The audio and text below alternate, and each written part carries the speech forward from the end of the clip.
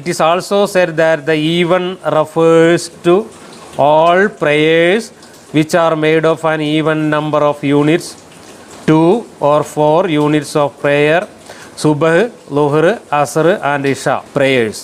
While the odd refers to the prayers which consist of an odd number of units of prayer such as the Maghrib and Witr prayers.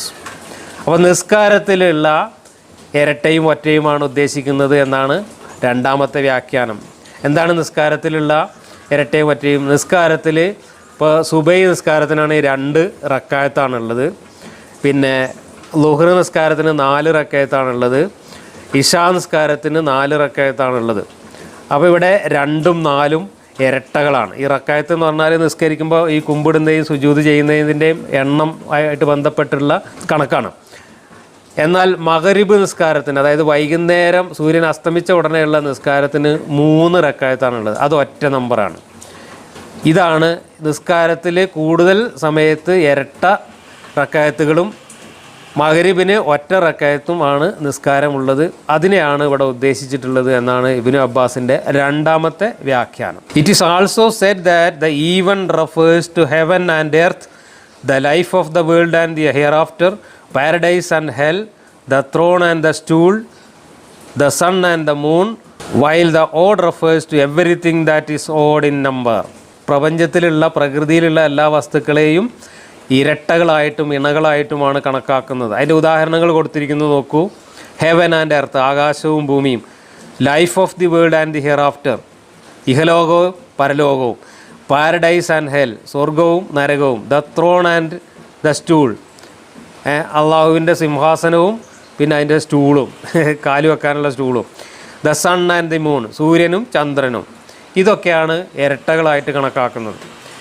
ഇതൊക്കെ ആദ്യകാലത്ത് ശാസ്ത്രീയമായി പ്രപഞ്ചത്തെക്കുറിച്ച് മനുഷ്യനൊരു അറിവുമില്ലാത്ത കാലത്ത് മനുഷ്യൻ ഇങ്ങനെ നോക്കിയിട്ട് സങ്കല്പിച്ചതാണ്. മനുഷ്യൻ്റെ ഭാവനയിൽ സൂര്യനും ചന്ദ്രനും ഇരട്ടകളാണ്, ആകാശവും ഭൂമിയും ഇരട്ടകളാണ്, സ്വർഗവും നരകവും ഇരട്ടകളാണ് എന്ന് സങ്കല്പിച്ചതാണ്. ഇത് ഇന്നത്തെ ശാസ്ത്രീയമായ അറിവിൻ്റെ മുമ്പിൽ ഈ പറയുന്നതൊന്നും ഇരട്ടകളോ ഇണകളോ അല്ലെങ്കിൽ ചേർത്ത് പറയാവുന്ന കാര്യങ്ങൾ പോലുമോ അല്ല. മനുഷ്യനെ സംബന്ധിച്ചിടത്തോളം ഭൂമിയിൽ നിന്ന് നോക്കിയാൽ സൂര്യനും ചന്ദ്രനും ഒരേപോലെയുള്ള 2 സാധനങ്ങൾ ആകാശത്ത് കൂടെ പോകുന്നു.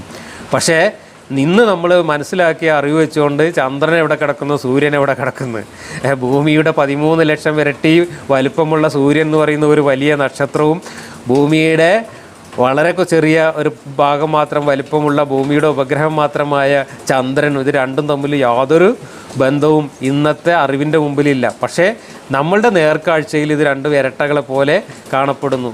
അതുപോലെ ഭൂമി ആകാശം, ഞാൻ പറഞ്ഞു കഴിഞ്ഞു, ഭൂമി ആകാശം എന്ന് പറയുന്ന 2 ഇരട്ടയൊന്നും ഇന്ന് മനുഷ്യൻ്റെ അറിവിൻ്റെ മുമ്പിൽ ഇല്ല. അപ്പോൾ അന്നത്തെ കാലത്തെ മനുഷ്യൻ്റെ ജാഹിലിയ അറിവിലുള്ള ഇരട്ടകളെല്ലാമാണ് ഇവിടെ കൊണ്ടുവന്ന് ഫിറ്റ് ചെയ്തിരിക്കുന്നത് എന്നർത്ഥം. It is also said that the even refers to the male and female, disbeliever and believer, sincere and hypocrite, righteous and sinful, while the odd refers to Allah. അങ്ങനെയുണ്ട്. അതായത് ഇവിടെ ഇരട്ടകൾ എന്നതുകൊണ്ട് ഉദ്ദേശിക്കുന്നത് മെയിലും ഫീമെയിലും, ആണും പെണ്ണുമാണ്, വിശ്വാസിയും അവിശ്വാസിയുമാണ്, പിന്നെ ആത്മാർത്ഥതയുള്ളവനും കപടവിശ്വാസിയുമാണ്, പിന്നെ നല്ലവനും പാപിയുമാണ്. എന്നാൽ ഒറ്റ എന്നതുകൊണ്ട് ഉദ്ദേശിക്കുന്നത് അള്ളാഹുവാണ്. ഇതാണ് വേറൊരു വ്യാഖ്യാനം.